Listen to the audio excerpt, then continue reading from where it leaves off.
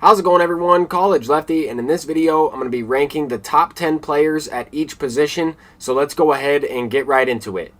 We're starting this video off with starting pitchers. I feel like Luis Castillo is a top 10 pitcher in the game at number 10. At number 9 we have Corbin Burns, and at number 8 Zach Greinke. They have kind of fixed the fact that he was tipping his pitches. I really do like that card a lot. At number 7 we have Cole Hamels. At number 6, I like Al Leiter just a little bit more than Cole Hamels. However, Cole Hamels has the better walks per 9 and a different pitch repertoire. At number 5, I like Johnny Cueto. I think he has one of the best repertoires in the entire game. At number 4, we have Nolan Ryan. This card could be ranked a little bit higher on your list. I'm just kind of going off personal preference. I think Tom Glavine is a little bit better than Nolan Ryan, depending on how you use him. Pedro Martinez at number 2. And I could also toss in Bobby Miller somewhere on this list, maybe at number 10, and replace Luis Castillo. But number 1 to me is still Randy Johnson, has been throughout the entire year. Now we're going to go ahead and get into the relief pitchers. You might have maybe Yohan Duran at number 10 instead of Devin Williams, but I have Devin Williams there. At number 9, we have Chad Green. I still think this card is pretty effective. At number 8, we have Steve Cishek. This card was released earlier on in the year, lower rated diamond. This card was just released today in Blake Trinan. I think he's at the number 7 spot. Could even be ranked a little bit higher. Have obviously not had a chance to try that card out. But I liked his finest card in last year's game. Zach Britton at number 6. Jorge Lopez at number 5. I've kind of adjusted a few of these players here and there. At number 4, we have Raleigh Fingers. This card was at my number 1 spot before, the Extreme program, before we got some of these brand new cards at Billy Wagner at number 3. I might have had those two flipped previously. To me, it's either right or lefty. But Mariano Rivera is at the number 2 spot. And then, of course, at number 1, we have Aroldis Chapman. I don't think there will be a better closing pitcher than Aroldis Chapman throughout the year. Now we get into the catchers. Mike Piazza coming in at number 10. And yes, I would use Jimmy Fox at number 9 over Mike Piazza. And I really haven't even used that Mike Piazza card. I might consider, using Giovanni Soto, but really these 3 guys at the back end are really all in the same category. I might even use Jimmy Fox over Giovanni Soto, but Diego Cartaya would definitely take over the catcher position for me instead of Jimmy Fox. Now we get into number 6, Francisco Alvarez. Number 5, Craig Biggio to me is definitely a catcher in this game. I wouldn't use that card at second base with all the cards we just recently had released. Joe Mauer still to me is a top 5 catcher at number 4. Ivan Rodriguez is at the number 3 spot. You could argue this card might be even better than Jorge Posada, but I'm kind of judging these cards off of All-Star and Hall of Fame difficulty. I would probably pick Jorge Posada over Ivan Rodriguez, but Mike Napoli to me still probably the best catcher.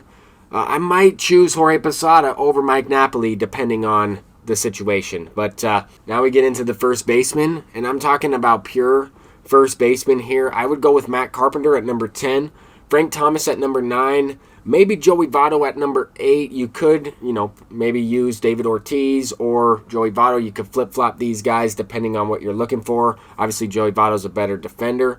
I would probably use some of these legends of the franchise over the guys I've listed previously. But honestly, I would use other guys I have on my team that I'll have ranked in different spots throughout this video. To me, there is a plethora of first basemen out there. You might go with one of these more pure first basemen. But that's kind of why I rank some of the legends of the franchise first baseman a little bit lower. Typically, everybody has Austin Riley. To me, I would use that card there at first base and maybe only have Babe Ruth and Lou Gehrig ahead of Austin Riley at first.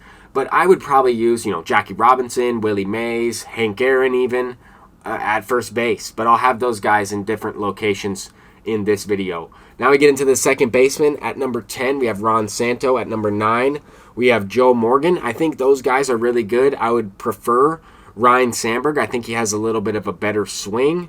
As well as Brian Roberts, right? We get into a couple different switch hitting options. You might look at this list and completely disagree. So let me know in the comment section down below what you think so far. But at number 6, we have Ray Durham, another switch hitter. And as we get into the top 5 here, these are mainly the second baseman that I would want to start on my squad for the remaining portion of the game cycle, right? Like, these top 5 guys are the best at that position right now.